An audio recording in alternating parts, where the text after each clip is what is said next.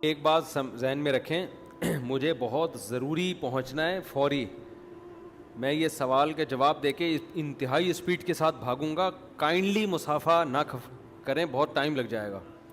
اب بعض دفعہ کوئی بندہ آتا ہے نا کہ مجھے ٹائم دے دیں میں سیلفی لوں گا، تو میں کہتا ہوں ٹائم نہیں ہے. وہ کہتے ہیں یار ایک بندے کے لیے ٹائم نہیں ہے. تو بھائی پتہ ہے ایک بندہ نہیں ہے، جب ایک کو دیے تو پھر لائن لگے گی، تو وہ مطلب ہوتا ہے. تو اس لیے اسپیڈ کے ساتھ نکلنا ہے.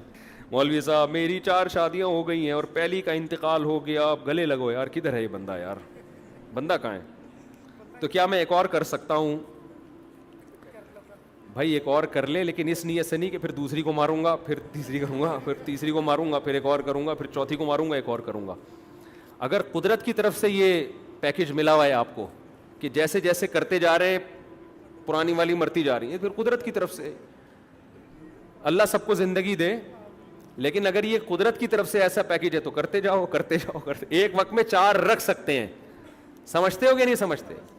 تو ایک بیوی اگر خدا نہ خواستہ مر گئی، اللہ کسی کی بیوی نہ مارے، یہ تو میں مذاق کر رہا ہوں. جب مرتی ہے تو پتہ چلتا ہے آدمی کا، دن میں تارے نظر آ جاتے ہیں. نئی نئی عورتوں کا جن کو شوق ہوتا ہے نا، یہ 4 دن کا ہوتا ہے. لگتی پرانی والی ہی اچھی ہے. حقیقت بتاؤں آپ کو میں، جس نے ٹائم گزارا ہوتا ہے. مرد کی فطرت یہ بری فطرت ہے کہ بچہ ہمیشہ اپنا اچھا لگے گا، بیوی ہمیشہ دوسرے کی اچھی لگے گی. اس کو اپنا بچہ کیسا کالا کلوٹا، ناک بہ رہی ہے، آڑا ترچھا، پھر بھی دل کرتا ہے اس کو اپنی بچی بھی، اپنا بچہ بھی. اور بیوی اپنی کتنی خوبصورت ہو، دوسرا کوئی کلوٹی لے کے گھوم رہا ہو، وہ اچھی لگتی ہے. یہ مرد کی غلط فطرت ہے. وجہ کیا ہے؟ جو چیز نہیں ہوتی اس کی قدر نہیں ہوتی، اس کی قدر، جو چیز ہوتی ہے اس کی قدر نہیں ہوتی. تو کئی لوگ ہم جانتے ہیں بیوی سے نفرت تھی، طلاق دے دی، دوبارہ شادی کی، اب ان کو یاد کون آ رہا ہے؟ پرانی والی یاد آ رہی.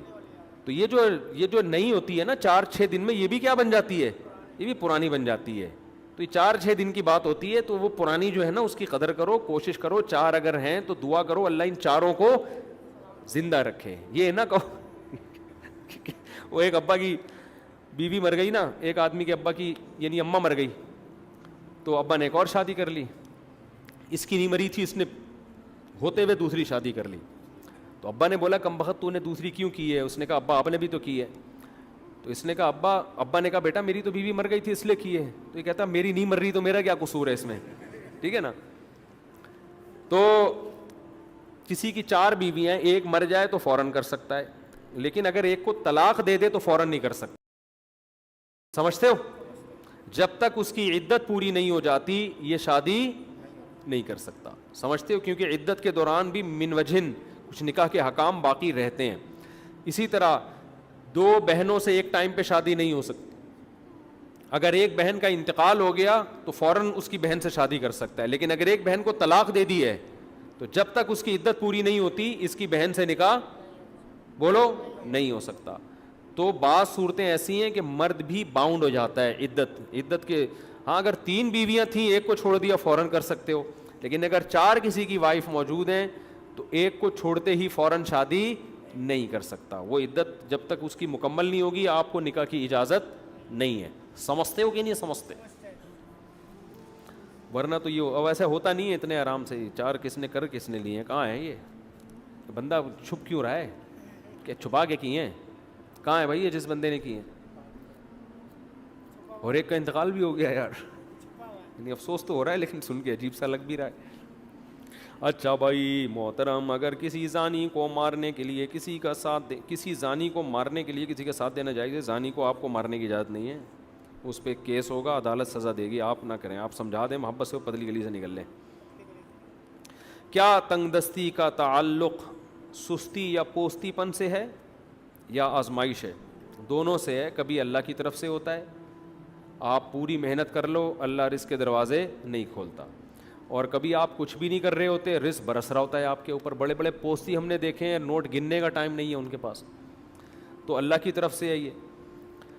لیکن نارملی اللہ کا جو قاعدہ ہے کہ جو محنت کرتا ہے اس کو پھل ملتا ہے، بشرطے کہ محنت صحیح زاویے پہ کرے. وہ عام طور پہ ایسا ہی ملتا ہے. قرآن نے کہا من کان یرید العاجلہ عجلنا لہ فیہا ما نشاء لمن نرید. جو اس دنیا کی زندگی کے لیے کوشش کرے گا تو جتنی ہم چاہیں گے اور جس کو چاہیں گے اس کو دے دیں گے. تو پتہ چلا کہ کوشش پہ بھی دنیا ملتی ہے، لیکن کتنی ملتی ہے؟ جتنی اللہ چاہتا ہے اور جس کو اللہ چاہتا ہے. تو سب کو ملے گا بھی نہیں اور اتنا بھی نہیں جتنا آپ چاہتے ہیں. عین ممکن ہے آپ کی چاہت سے زیادہ مل جائے, اور عین ممکن ہے آپ کی چاہت کے برابر مل جائے, عین ممکن ہے آپ کی چاہت سے کم مل جائے. رزق کا تعلق بہت زیادہ تقدیر سے ہے, بہت زیادہ. تو ہمیں حکم ہے محنت کرنا ہے. تو فائدہ یہ ہوگا محنت کا کہ محنت کرنے کے بعد اگر رزق نہیں ملا تو صبر کا ثواب ملے گا. پوستی پن میں زندگی گزارے تو پھر اگر رزق نہیں ملا تو اس پر ثواب بھی نہیں ملے گا, الٹا گناہ بھی ہوگا سست بننے کا. کام کرنے کا دل نہیں چاہتا, ہر وقت سستی پوستی پن رہتا ہے, گھر میں غربت بھی ہے, دماغ بھی نہیں چلتا. دیکھو کام کرنے کا دل, بعض دفعہ میں نے پچھلے ہفتے بیان کیا تھا کہ میڈیکلی کوئی باڈی میں پرابلم ہوتی ہے, نیند پوری نہیں ہو رہی, کوئی ٹینشنیں ہیں, تو جب آدمی خوش نہیں ہوتا نا, دل گلستاں تھا تو ہر شے سے ٹپکتی تھی بہار, دل بیاباں ہو گیا عالم بیاباں ہو گیا. جب دل خوش نہیں ہوتا تو آدمی ہر چیز میں ٹینشن دیتا بھی ہے اور ٹینشن لیتا بھی ہے. تو سب سے پہلے تو صحت کا خیال کریں, ٹائم پہ سویا کریں, نیند پوری ہونی چاہیے, فٹ فاٹ آدمی, یہ نشے وشے کی ساری چیزیں چھوڑ دیں. دوسرا, پھر بعض دفعہ دل اس لیے بھی نہیں لگتا, آدمی کام ایسا کر رہا ہوتا ہے جو اس کو مشکل لگ رہا ہوتا ہے. مشکل کام میں کبھی بھی انسان کا دل نہیں لگتا. کام ہمیشہ آسان سے شروع کیا کریں. دیکھو طلبہ کا اس پڑھائی کا دل کرتا ہے کیا؟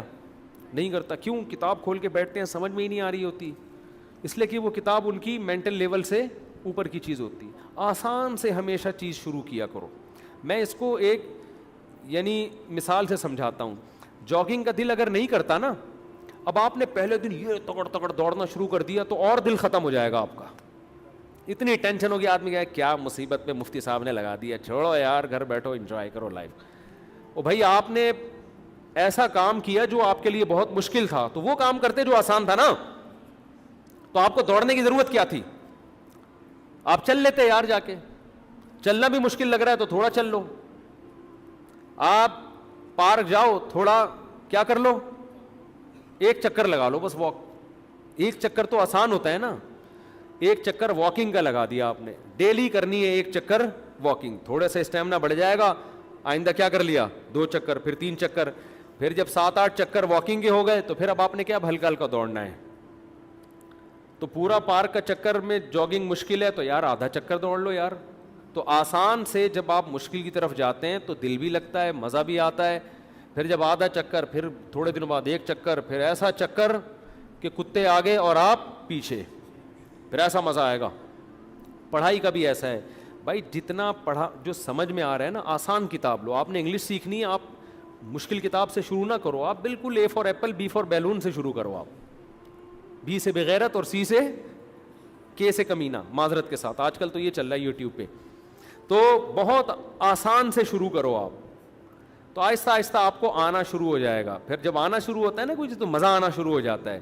ہمارے ہاں اسکولوں میں پڑھاتے ہی نہیں ہیں, اگلی کلاسوں میں میٹرک تک طلبہ پہنچ جاتے ہیں, پھر وہ کتابیں دیکھ کے پریشان ہوتے ہیں, یار یہ کون پڑھے گا, ایک لفظ سمجھ میں نہیں آ رہا ہوتا ان کے, تو وہ بالکل ہی مایوس ہو جاتے ہیں. تو بھائی آپ میٹرک تک پہنچ گئے ہو, لیکن کتاب پہلی جماعت کی پڑھنا شروع کر دو آپ, تو آہستہ آہستہ 2-4 سال میں آپ کو وہ میٹرک کی کتابیں سمجھنا شروع ہو جائیں آ جائیں گی. تو ہمیشہ آسان سے سمجھتے ہو کہ نہیں سمجھتے, پھر دل لگتا ہے کام میں. اگر مشکل سے ہی شروع کیا پھر نہیں لگے گا دل.